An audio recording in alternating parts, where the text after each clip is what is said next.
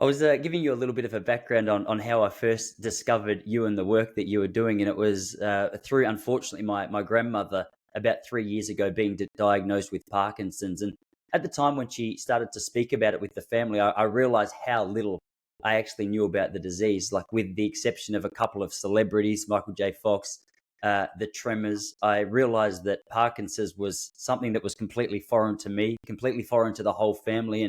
And naturally, I guess, whenever someone you love is, given a diagnosis that you don't understand, the curiosity it sort of peaks. And that's how I found you. I started to dig a little bit, find out, hey, what causes this? Is there a way to cure it? Is there a way to prevent it? Is there anything that we can actually do? And I was really inspired by the message that you share, both in the podcast, the books, the research that you're doing over there. But I thought maybe as a way of introduction, there'd be a lot of people who are hearing you speak, and this might be their introduction to the subject of Parkinson's disease. And I'm sure the foundation or the understanding that they have about it was very similar to mine just a few years ago. So perhaps I could hand it to you as a way of introduction, and you could perhaps lay the foundation of, when we're speaking about Parkinson's disease, what is it we're actually speaking about? What's taking place under the surface? First of all, Tyson, thanks very much for having me. Second, sorry to hear about your grandmother. As we're going to discuss, I don't think Parkinson's is a natural consequence of aging. I think it's an artificial consequence of aging. So third, Parkinson's is the world's fastest growing brain disease, classically associated with a tremor, usually in the hands, usually asymmetric, slowness in movement, stiffness, and difficulties with walking or balance. Thought at a high level to be due to loss of nerve cells in the brain that produce a chemical called dopamine. It was first described by Dr. James Parkinson in 1817 in London. He was 61 years old. He was a surgeon, been practicing medicine or surgery for 30 plus years. I think even his father was a physician. And he said he was describing something that had not been classified in the medical literature, something new on the streets of London. And when he described the disease in 1817, he described 6 people with the disease. 200 years later, the Global Burden of Disease study estimated that over 6 million people have the disease. So we've gone from something that was likely very rare 200 years ago to something that's now exceedingly common. And I think environmental factors are the chief reason for its rise.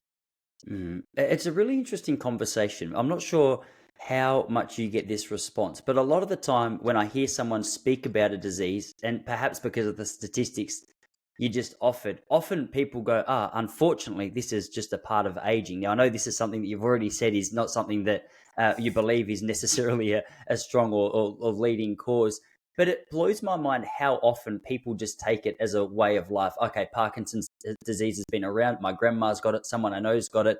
Hopefully, I'll try and avoid it. But they feel almost as though they have no power to control how much influence they have over whether or not they're going to get it.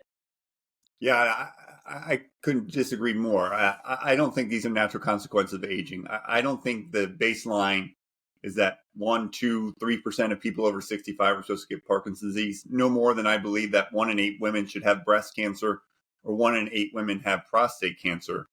We need to ask why so many people are getting breast cancer. Why are so many people getting prostate cancer? How could have early humans survived if 1 in 8 of women were getting breast cancer? In the U.S., no president has ever been diagnosed with Parkinson's disease. No president until Ronald Reagan was ever diagnosed with Alzheimer's disease. We've had longevity for long periods of time. In 1800s, there were, in the United States, Ben Franklin, George Washington, John Adams, Thomas Jefferson living into their 80s, into their 90s. And none of them were having these diseases. And I'm sure the same is likely the case in Australia. There are reasons why these diseases are increasingly common. And I think if you look really, really hard, we know that it's not genetics for the vast majority of individuals. And so that really leaves the environment as its main culprit. Yeah, and this is something that I've heard you speak on in a whole heap of depth, and this is something which is both incredibly frustrating, makes me incredibly angry, but I think the flip side of that is leaves me feeling relatively passionate and with a whole lot of hope that this can be a disease of the past, inspired by yourself. And that's perhaps a nice little entryway into what I was hoping to form a lot of the conversation around, which is the main causes, but also what we can do to prevent it, and what people with the disease currently can do to either slow the process of development or hopefully halt it, cure it. I'll let you be the guide. But I know the cause issue is one that's a really interesting conversation. I mean, the development of the disease, as you've just said, has been so rapid in that, what was it, 130 years, if In I've got 200 the years, date. we've gone from 6 to 6 million. 6 to 6 million in 200 years. So what are the causes? I'll tell you what I think are the three most important causes of Parkinson's. I could be wrong, but this is what I think, and they're environmental. So number one are certain pesticides. There's a pesticide called paraquat. It kills the weeds that Roundup can't. It was created in the 1950s, commercialized in the 1960s. It's considered the most toxic weed killer ever created. One sip can kill, according to the United States Environmental Protection Agency. It's been used to commit homicide and suicide in over 30 countries, including China, has banned it. But neither the United States nor Australia, to my knowledge, has banned it. So this pesticide is sprayed on corn, sprayed on cotton, sprayed on vineyards, including vineyards 30 minutes from where I'm sitting in upstate New York. And my guess is it's sprayed on fields in Australia, and perhaps, it's growing season in Australia, probably being sprayed right now. And I think along with it, the seeds of Parkinson's disease. Paraquat in epidemiological studies and human studies is associated with a 150% increased risk of developing Parkinson's. 150% increased risk of developing Parkinson's. Numerous researchers around the world have demonstrated that when you feed paraquat to laboratory animals, they develop the clinical and pathological features of Parkinson's disease. But what's even more shocking is an expose from the British journal called The Guardian from a year ago, in which they looked at records from the manufacturer of paraquat, which is being sued in the United States and elsewhere, my understanding, for Parkinson's disease by people who use the chemical and subsequently develop Parkinson's disease. And they found out that the company knew about its ties to Parkinson's for over 50 years, and hid it. They knew in the 1960s that when they fed paraquat in high doses to mice, to rats, and to rabbits, that they developed Parkinson's disease. So they knew before I was born that when they exposed not one, not two, but three different species of mammals to paraquat, they developed the pathological features of Parkinson's disease. They didn't seek to withdraw their product. They didn't seek to introduce a safer version of their product. They sought to double down under a campaign to freedom to sell this toxic pesticide in the United States, a freedom to sell this toxic pesticide in Australia. So that's the first one. Yeah, sorry to interrupt you there. Yeah, I was just going to say, I had a little Google. You're right. For paraquat, it is still widely used here in Australia, because I heard you speak last night on the Ultimate Health podcast and was reminded that in the US it was still commonly used. And I thought, if I see this is used in Australia, it's going to make my blood boil. I wish I hadn't have checked it just before I came on here, because, yeah, you're 100% right. We are apparently, if I've Googled right, it's still quite widely used. Yeah, and if you just Google Guardian plus paraquat, you'll find an excellent expose by journalists on the topic. The second important environmental cause are dry cleaning chemicals, if you can believe it. One's called trichloroethylene. That's a really, really simple molecule. Your listeners know that water is made up of three atoms, H2O, two hydrogens, and one oxygen. Trichloroethylene is made up of six atoms. Two carbon atoms in black for those watching, one hydrogen atom in white, and then three chlorine atoms in green, hence its name trichloroethylene. That and its sister compound, perchloroethylene, exactly the same molecule, except instead of having three chlorine atoms, it has four chlorine atoms, are widely used in dry cleaning, degreasing, and even decaffeinating coffee. These chemicals were ubiquitous in the 1970s. It's estimated that 10 million Americans worked with these chemicals. Estimated that 1 in 12 workers in the United Kingdom worked with these chemicals, akin to saying like everyone in retail working with these chemicals. These chemicals are associated with a 500% increased risk of developing Parkinson's disease And when TCE, trichloroethylene, has been fed to laboratory animals, they too develop the clinical and pathological features of Parkinson's disease. And you don't have to work with these chemicals. These chemicals contaminate the groundwater in the United States. They contaminate the groundwater in Australia. And I think these chemicals, not only can you drink them, but they, like radon, they can evaporate from contaminated groundwater and soil, enter your kids' schools, your workplaces, or your homes undetected. And you can be breathing these chemicals in. And the final major environmental risk factor, I think, is air pollution, outdoor ambient air pollution. In the United States, some of you may know that we had the Canadian wildfires this past summer, which turned the Big Apple, New York City, orange. And that level of air pollution is what was apparent on the streets of London in 1800 when Dr. Parkinson's describing the condition. That London fog had little to do with weather and everything to do with air pollution. And the air pollution that he was experiencing in 1800 London was akin to what New York City was experiencing this past summer, or what Delhi, India, and Beijing, China experience on a daily basis today, among the worst level of air pollution in the world. And there have been an increasing number of studies linking air pollution to Parkinson's disease. So the three major environmental causes: one, certain pesticides, especially a pesticide called paraquat; two, these dry cleaning chemicals called trichloroethylene or perchloroethylene; and outdoor air pollution. Yeah, you see, I hear you speak about those things, and with the exception of dry cleaning and degreasing, and correct me if I'm wrong, because I know that they do infiltrate a lot of homes, especially in New York, and I'm sure other places around the world. It sounds as though that the pesticides factor and the air pollution factor, they seem, from my own opinion, to be the most challenging ones to avoid. Now, I could be wrong, and feel free to correct me.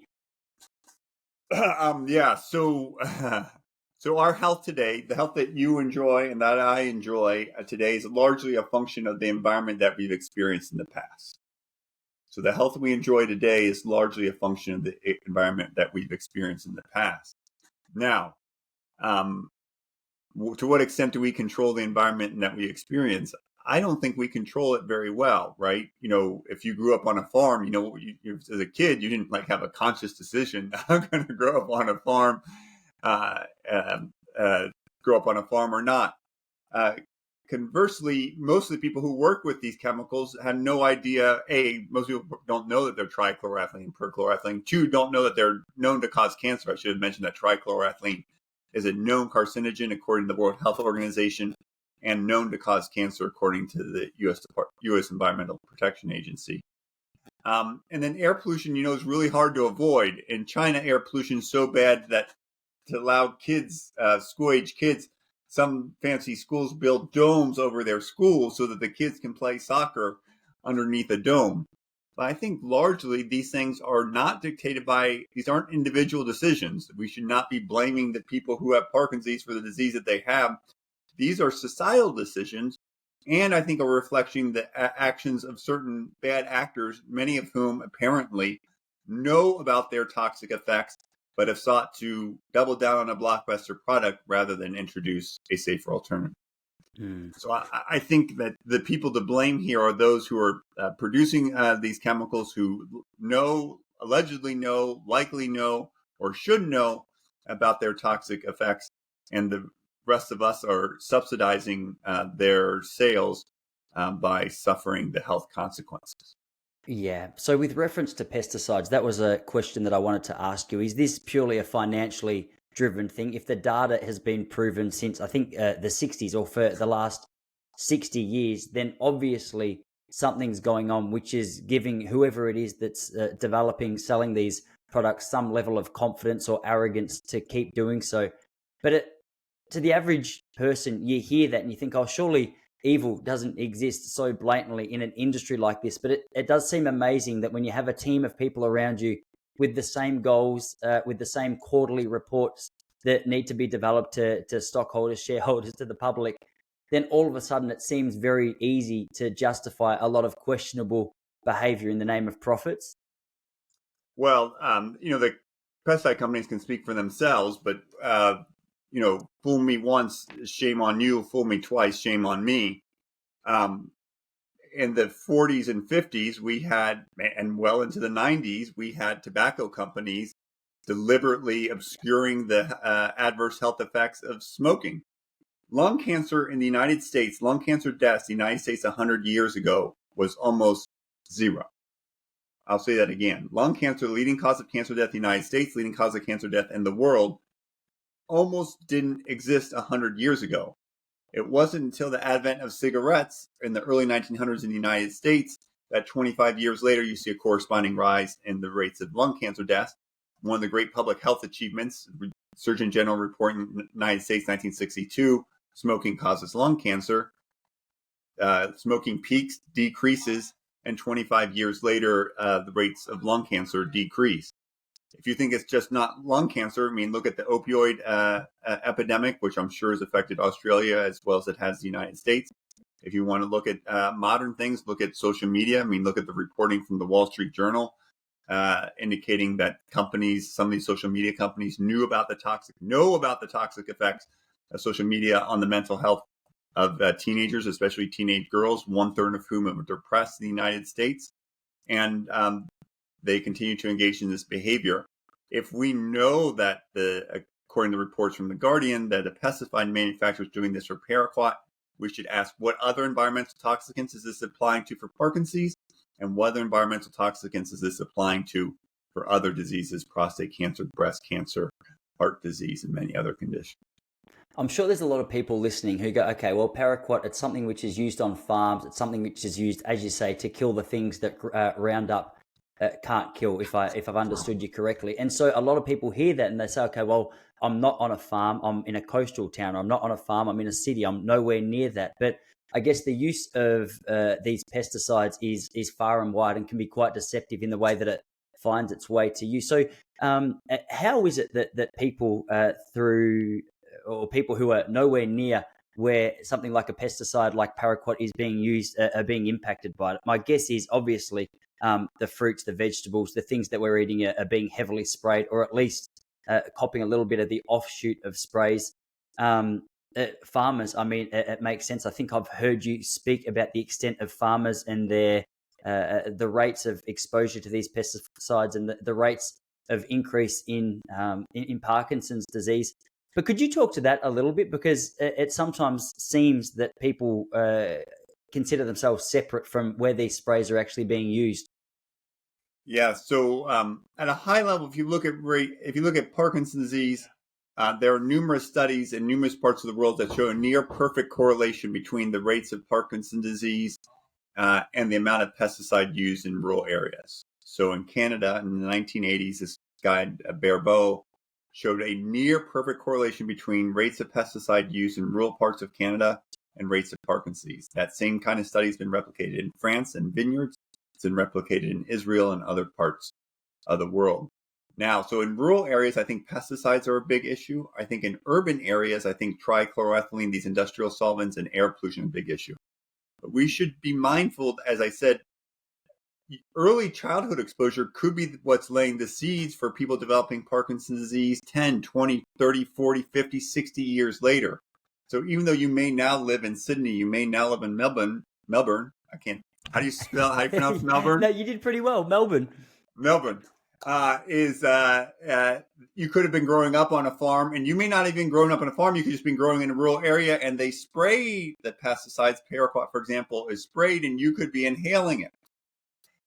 And we've been warned about this. Rachel Carson in 1962, she wrote Silent Spring, not because she was against pesticides, she was against the indiscriminate use of pesticides, especially DDT and this class of fat-soluble, fat-dissolving pesticides called organochlorines. And it turned out there's another new condition. So I mentioned that Parkinson's first major descriptions in 1817.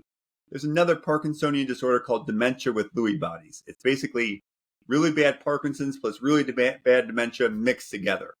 And the first report of that condition was 1976.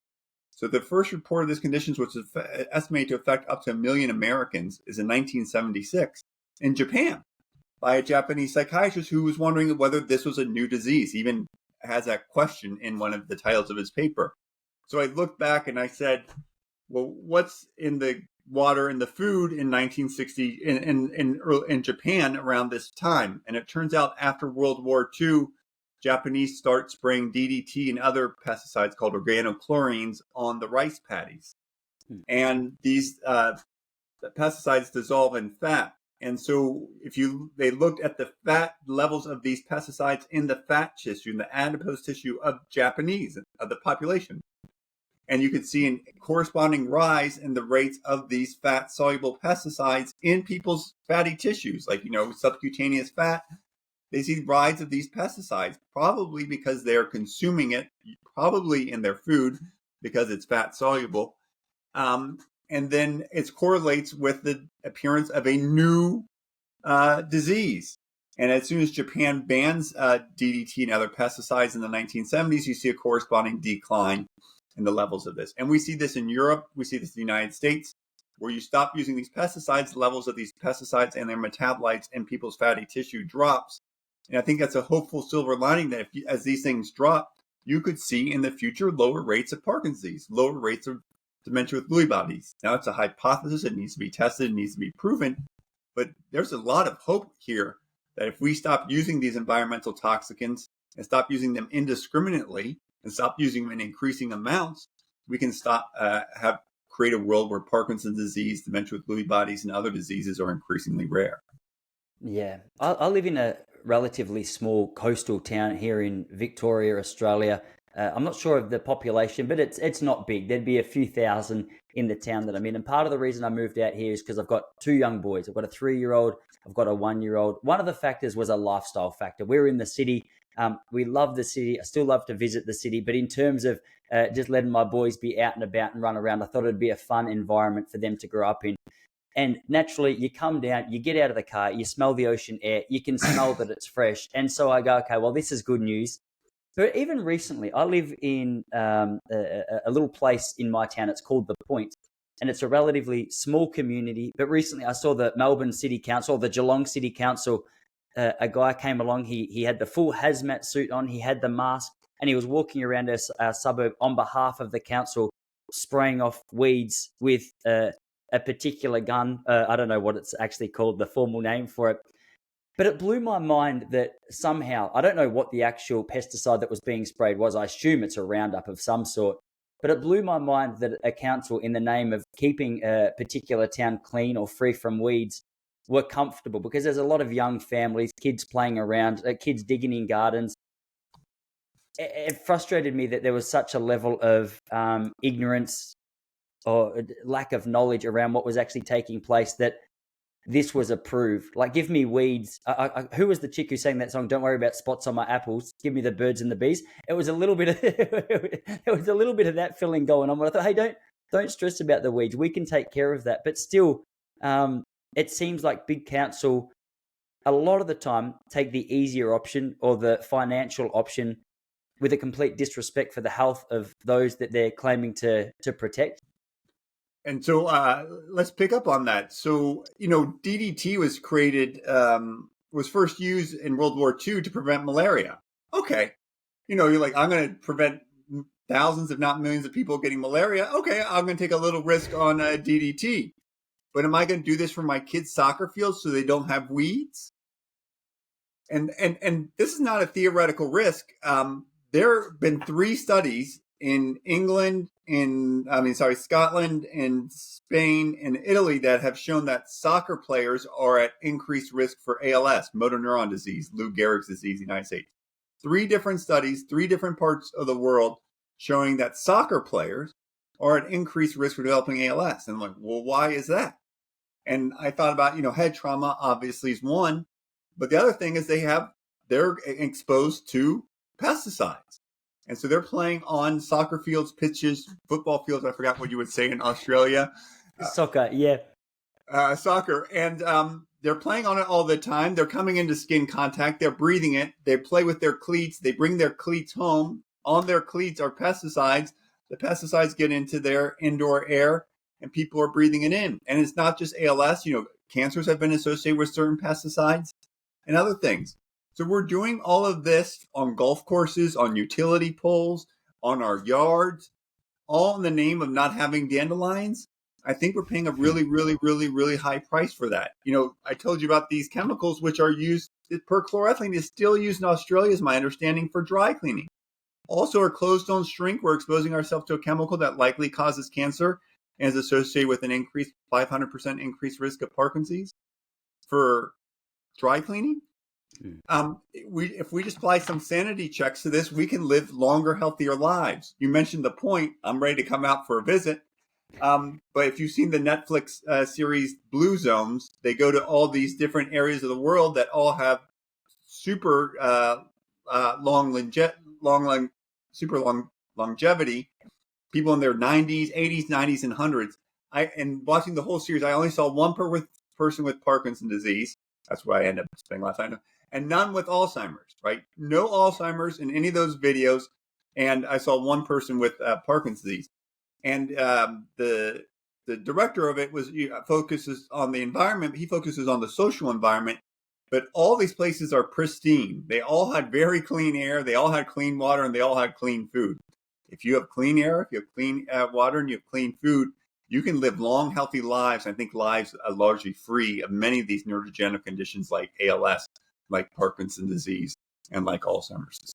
Yeah, a really great documentary. I have seen it. I read the book a couple of years ago, and you're right. The thing we keep coming back to is, okay, we've made the decision. We want to make a difference. Obviously, we want the umbrella of people, the decision makers, the farmers, whoever are actually allowing these things to take place, the things that are leading to bad air quality, bad food quality, and straight pants or unshrunken pants, for lack of a better explanation.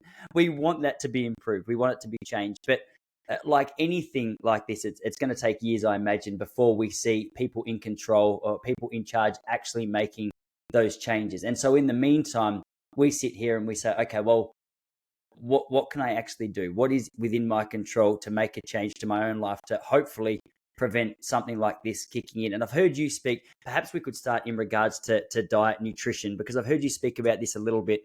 I made a move to eating organic food, almost solely about 5 or 6 years ago. Lucky for me, there's a great, pretty reasonably priced place here in Melbourne called Terra Madre for any locals, which serves in bulk certified organic food, which I thought, okay, hey, this is a great place to start. Now, I would love to hear you speak to that, like the benefits of organic or lack thereof. Is that a move that we should make?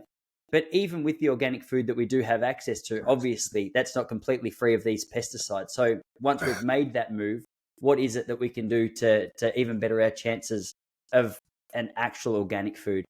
Yeah, so let's start with food. Since writing the book, we wrote this book, Ending Parkinson's Disease, available on Amazon or a lot of other booksellers and libraries. I buy organic. I wash in the United States. Levels of pesticide, organic produce isn't pesticide free. You still find levels of pesticides on organic produce. So I wash all my fruits and vegetables with water and a vegetable wash. Just like you bathe with water and soap. You want to get water to wash away dirt, soap to get rid of oils. Some pesticides dissolve in fat, and your brain's fatty, so you want to get those pesticides off. So we just went and got apples from the grocery store yesterday, and before they get put in the bowl, I washed them put them in a glass bowl with water and a pesticide wash. I think all these things are even more important if you have Parkinson's disease, because by the time you're diagnosed with Parkinson's disease, 60% of those nerve cells that produce dopamine have died off. So you want to protect those remaining 40%. So everything I say here, I would apply even more to people with the disease. Water. I used to think the water we drink is safe, and I don't necessarily think that's the case anymore. If you get your water from a well, I would have it regularly tested for pesticides if I lived in a rural area, and for these chemicals, trichloroethylene and perchloroethylene, if I lived in an urban area. I put a carbon filter, from Pure or Brita or whatever you want to do. I put that on my water at home, and that's the water I use to drink. And then air, it depends on where you live. You might live in a beautiful area with really low levels of air pollution, and so that's fantastic. And so it may not be a major issue. If you don't, If you live in a major urban area, I would think about air purifiers for like your home. You can put those like in your bedroom, in your kitchen. My parents live in Southern California where air quality is not necessarily optimal. And so that's what we got them for Christmas last year was air purifiers. If you're driving through heavy traffic, you should roll up your windows and circulate the air within your car so you don't bring in air, heavily polluted air that you're passing through, like, for example, through a tunnel. And then I tell people to think about dry cleaning. It turns out that these dry cleaning chemicals are off. They're released from it. So if you put the dry cleaning into your car, when you going home, you are breathing in that chemical. You put it into your closet in your bedroom, you are breathing in that chemical perhaps while you're sleeping. It's so bad that if you live in an apartment building above a dry cleaner in New York City, for example, they have found toxic levels of perchloroethylene, this chemical, this still widely used in dry cleaning in the United States and in Australia. Toxic levels of the chemical in apartment buildings above dry cleaners in New York City. And because it's fat soluble, when you open the refrigerator and you take out the butter and the cheese, you'll be eating perchloroethylene. If you take your daughter to the dry cleaner and she's got an ice cream cone with her, when she leaves the dry cleaner, she's going to be eating perchloroethylene.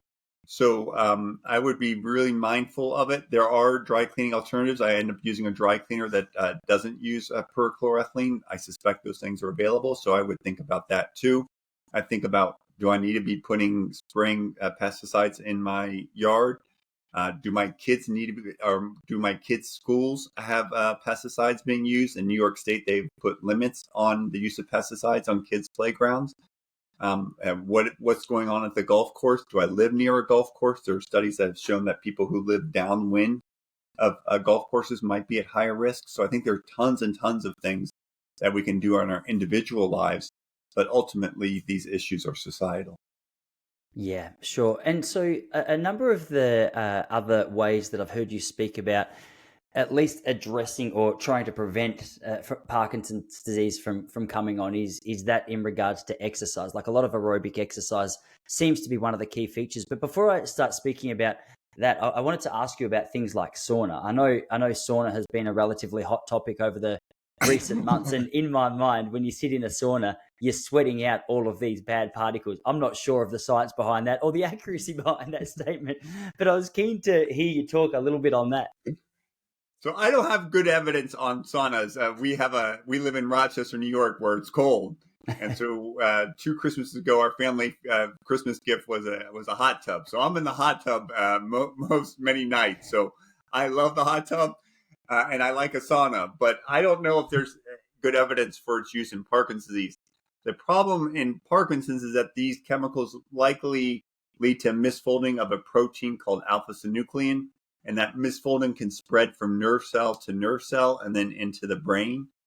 And so I think it's really, really hard to undo that misfolding. I think it's good to stop people from getting ongoing exposure. And just like, first thing doctor's going to tell a smoker who's diagnosed with lung cancer is to stop smoking. First thing that we should be telling people with Parkinson's disease, or one of the first things we should be telling people with Parkinson's disease, is stop getting exposed to environmental toxicants. But I know there's no great evidence to my knowledge about sauna, for example. No great evidence about chelation, for example, if we're going next. There was a study it showed that people with Parkinson's disease are known to have high levels of iron in their brain. And we didn't really talk about that, but how does that iron get in the brain? I think the iron might be getting in from air pollution. So when you look in the sky and you see Los Angeles, you see air pollution, you see smog, and you see little pieces of dirt and soot.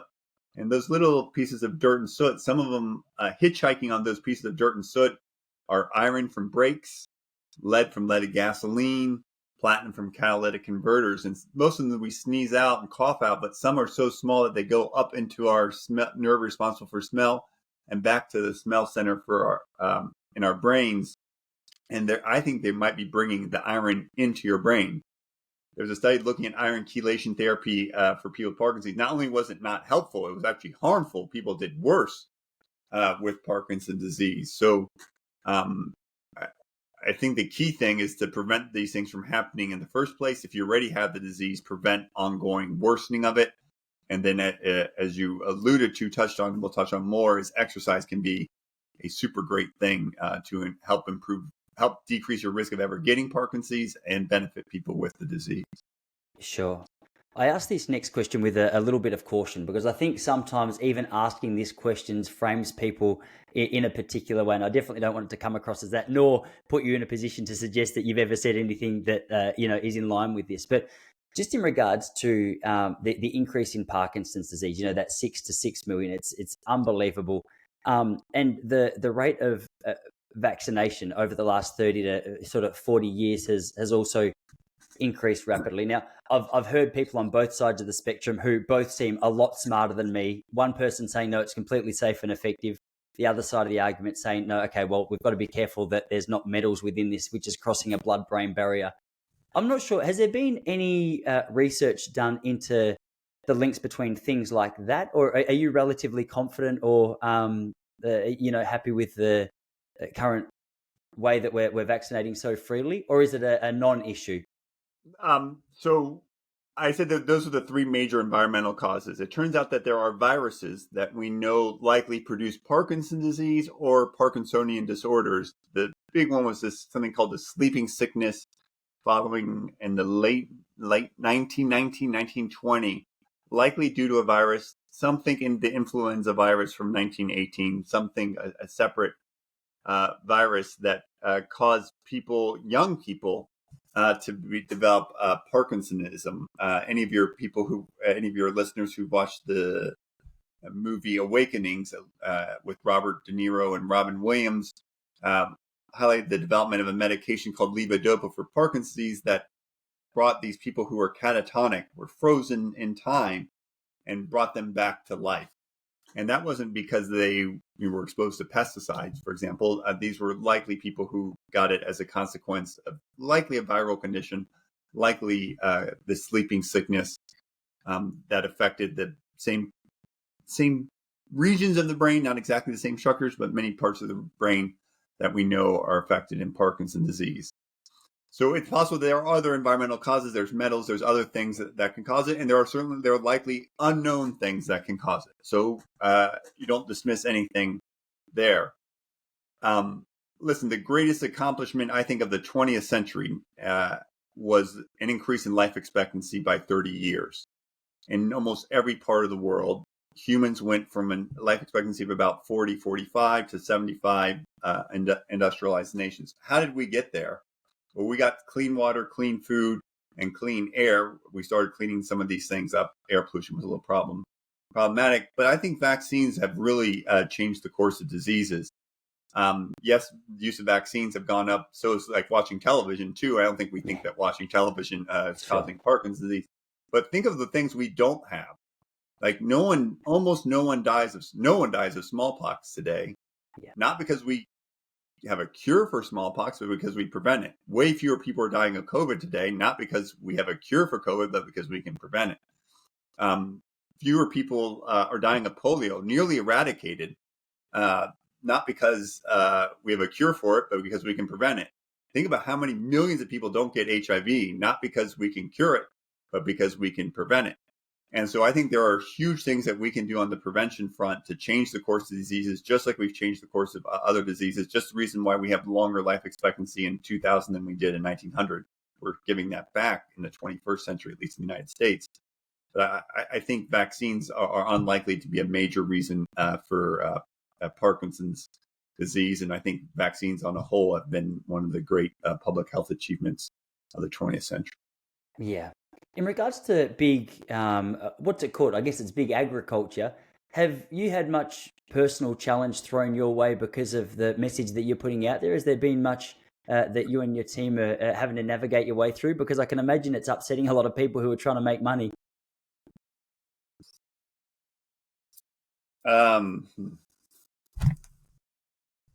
Listen, we wrote a piece called Parkinson's, Paraquat, and Agnotology. So when I shared that Guardian piece with one of my colleagues, he's an English professor, and he says, "Ray, this is Agnotology." And I go, "What the heck is Agnotology?" Well, science is the production of knowledge, ideally for the public's good. Agnotology is the deliberate production of ignorance, often for commercial gain. And we've seen that with the tobacco industry. We saw they had doctors advertising about the health benefits of it. We've seen it with opioids. You know, you could not become addicted. I was taught in medical school at the United States, America's first medical school. I was taught that it was really difficult, if not impossible, to become addicted to opioids if someone was in pain, and it couldn't be more false. So we have had, and we now know that the companies marketing the things, we're hiring people to change the way doctors perceive and the public perceive the use of these things. We talked about changes in social media. Some of these companies are engaged in agnotology, the production of ignorance for commercial gain. It is, according to The Guardian, the company knew about some of these studies and against the law did not disclose them to regulators. And at the same time, the same people who did not disclose it, go on to say it's never been proven that paraquat causes Parkinson's disease. Let me say that again. The same company that has violated the law, according to The Guardian, in not disclosing studies linking their product to Parkinson's disease, now have the audacity to say that there have been no scientific studies showing that paraquat causes Parkinson's disease, because you buried it all. They've known far more about the dangers of paraquat and Parkinson's disease than academic researchers. They were doing the experiments 30 years before academicians. And now they have the audacity to say there's no scientific studies showing that paraquat causes Parkinson's disease because they buried it all. It is unbelievable. And this agnotology, the deliberate production of ignorance, continues to go on and on and on. And until wrongdoers are held accountable, until wrongdoers are made to pay for their, for their activities and their actions, this will continue to be perpetrated, not just for Parkinson's disease. It'll be done for ALS. It'll be done for Alzheimer's disease. It'll be done for breast cancer, for prostate cancer. It'll be done for lots of people, and it'll be done at our expense. They don't want to pay for the health costs of their actions. They view those as something that other people should be paying for. But they will take their profits, they'll privatize their gains, they'll socialize their losses, and we should view that as completely unacceptable. Yeah. Do you think in 50 years' time we'll look back at these people in the same way that we do look back now at the doctors promoting the health benefits of smoking? Yeah, I don't think there's any doubt. This has been going on, and it'll go on. Listen, we all breathe cleaner air. Think about this in Los Angeles. We breathe cleaner air in Los Angeles today than we did in 1970. The number of people in Los Angeles has increased over that time. The number of drivers has increased over that time. And economic productivity in Los Angeles has increased over that time. So we have more drivers driving greater distances with greater economic productivity, and we breathe cleaner air. The false trade-off here is that, who wants to live in a heavily polluted area? You moved away from a heavily polluted area. No one wants to live in a heavily polluted area. There's an economic cost to having pollution, and there's a health consequence to doing so. If someone hires you to go to Beijing, they'd have to pay you more to go there, because there would be a health consequence to doing that. We should make sure that we stop socializing, stop subsidizing the polluters, make them pay for their products, just like we make tobacco companies now pay through taxes for the cost of their products. And then we will all live longer and healthier lives because of it. Rates of lung cancer are plummeting. We can live longer, healthier lives, free of Parkinson's disease, free of breast cancer, free of prostate cancer, free of ALS, free of Alzheimer's disease, if we just take actions to improve our environment and hold wrongdoers accountable. Yeah, really well said. I'm really interested, and especially with reference to blue zones, which you mentioned just a few minutes ago. Obviously, you look at the similarities in a lot of regards, whether it's to diet, to the exercise routines, to the social aspects, to whatever else it is that you want to mention. There's quite a few factors that Dan Buettner mentions throughout the Blue Zones documentary. But one of the things which seems to be fairly prominent is cultures with relatively low meat consumption. And if they are consuming meat, it seems to be organic or self-raised meat, or from at least a place that they know how it was raised. I heard you say that since finishing the book, you've adopted a Mediterranean diet and at least gone vegetarian, if I'm not mistaken. Can you speak to the idea of a more beneficial diet, if not the ideal diet, for someone who is trying to prevent the onset of Parkinson's? Yeah, so it turns out that animals are not immune to the toxic effects of pesticides. So animals eat plants, often plants that have pesticides, and then they concentrate these pesticides, especially the fat soluble ones, in themselves. And then when humans consume them, for example, consume fish, you're consuming not just the fish, but everything that the fish consume. And so there's another class of chemicals called PCBs, polychlorinated biphenyls, that some studies have linked to Parkinson's. And these chemicals, which were used in the electronics industry, made their way into the food supply. And then you could find these chemicals in the fish that people were eating. And some areas of the world, I think in the North Atlantic, rates of Parkinson's have been a little bit higher and have been tied to the consumption of these fish. There have been studies, for example, that have linked milk consumption to Parkinson's disease. There are lots of possible explanations. I don't think it's milk per se. I think it's what the cows have in their milk. And there could be other reasons, but I think I'm more concerned about what's in the cow's milk. So it turned out in Hawaii, they petitioned the Pineapple Growers Association of Hawaii petitioned to have the use of this pesticide called heptachlor. It belongs to the same class of pesticides as DDT, these organochlorines, dissolve in fat. And they sprayed them to protect the crop of the pineapples. The pineapples did fine. But they sprayed the top of these pineapples, the green part is called the chop. And then they fed that chop to cows soon after being sprayed. Well, the cows liked the chop and they ate it, but the pesticide that they ate on that chop was fat soluble. And so where did they concentrate it? They concentrated it in the milk. And then that milk makes its way onto the shelves in Hawaii. And it turns out researchers, just by coincidence, were doing a study on aging there. And so when the local officials found out that the milk supply was contained with heptachlor, they had to pull the milk from the shelves. These researchers then found that high milk consumption was associated in this area with Parkinson's disease. And when they looked at the brains of people who drank lots of milk, they found fewer dopamine-producing nerve cells in the parts of the brain. What else did they find? They found metabolites of heptachlor in the brains of people who drank high levels of milk in Hawaii who had Parkinson's disease. They found the smoking gun. So all from because people were spraying pesticides on pineapple chop that's being fed to the cows. So I think if we pay more attention to what the animals we eat are eating, as you alluded to, organic meat products, I think you could have lower rates of Parkinson's disease. Just like we told you about in Japan, when they start spraying these pesticides on the rice paddies, it made its way into the food supply, and you can see levels of these pesticides in human fat tissue, and the tissue from our own fat rising. The same thing can be happened there. So there have been studies that link Mediterranean diet, lower in animal products, to a lower risk of Parkinson's and potentially benefit for people with the disease. I'm not sure about the reasons for that, but to me, I get really concerned about what is or is not in that meat, what is or is not in that fish, what is or is not in that chicken.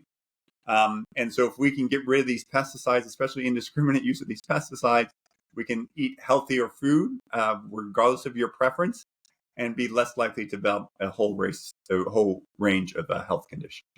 Yeah. The two supermarkets in Australia that have a stranglehold on the market, our equivalent of Walmart, I guess you could say, it's Coles and Woolworths. And both Coles and Woolworths have their own version of organic food, which is now available. So you could go in there 5 years ago and you could find organic food, but it was found in the version of other brands. And one thing that I suspect they've seen an opportunity, and especially with the rise of people eating organic food here in Australia, is that they could get more of a stranglehold by producing their own product. Now, when you see this food on the shelf, it's labeled organic, you look at it and you go, okay, well, surely this is good. But I know that, especially with regards to what we've been speaking about with, big agriculture, these pesticides companies, wherever a corner can be cut. And now I don't know if this is true. This is pure speculation. So I'm not 100% sure whether this is true, but I look at that with a level of skepticism, knowing that if there is a corner that can be cut, that corner will be cut in the production of that organic food. And so maybe you could speak about it with more regards to, American supermarkets, but how stringent is the process in getting that organic label? Am I still just eating, the standard sprayed food, and they've somehow figured out a way to label it in a way which is more appealing to people like us? I think it's good to be skeptical. Again, I knew nothing about this. And again, I'm a neurologist. I'm not an agricultural expert. But when we looked at studies, it turned out that organic produce still has pesticides on it. And you're like, well, what's up with that? My understanding, simplistic, is that sometimes organic produce is, for example, grown right next to produce that's sprayed with pesticides. So you can imagine that there's drift onto it.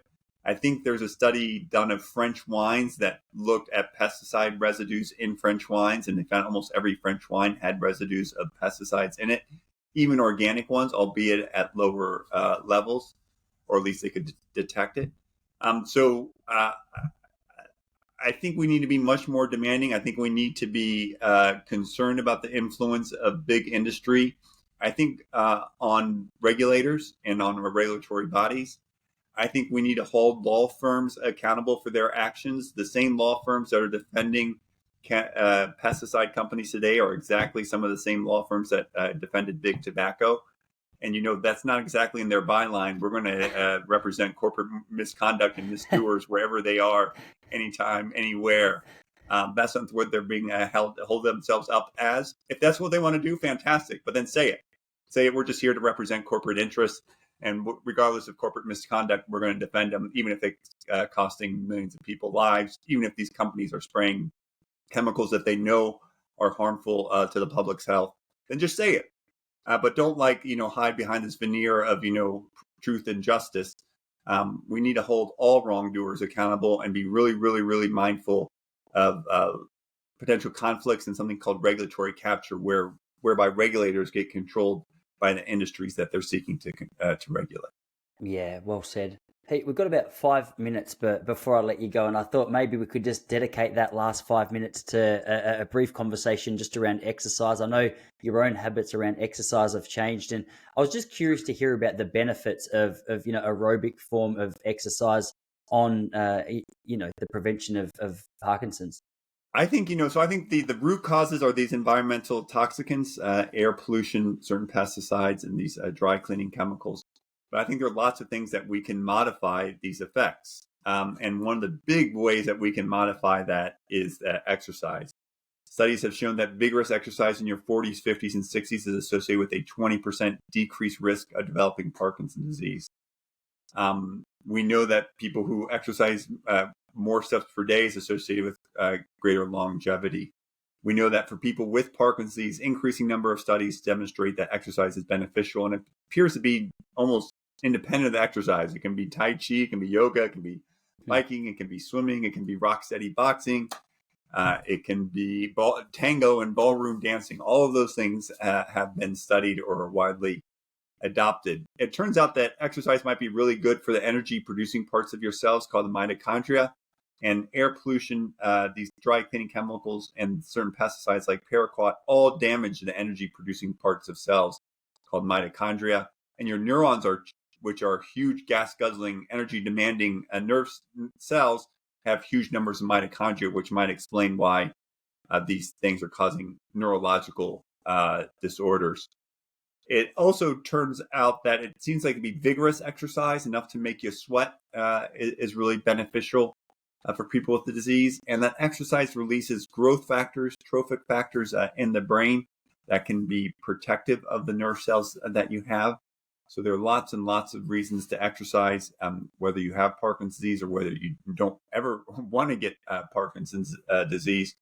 Before coming on your show, I did my swim because I knew you were going to keep me up a little bit later. Trying to get my swim in early. But I think there are tons of things that we can do to reduce our risk of ever developing these debilitating conditions.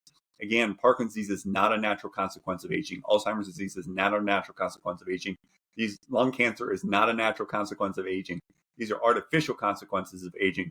If we modify our behaviors, and more importantly, if we as a society take actions to reduce our exposure to these toxins, we'll all live longer, healthier lives, less money being spent on healthcare expenditures, and more time to enjoy our friends, our family, and the gift of life.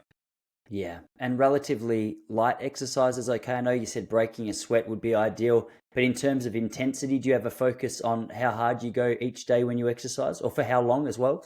So Peter T and others have written these great book on Outlive and stuff like that. So there are people who know way more than I do. The study that showed a decreased risk was 3.5 to 4 hours of vigorous exercise, something akin to running and swimming.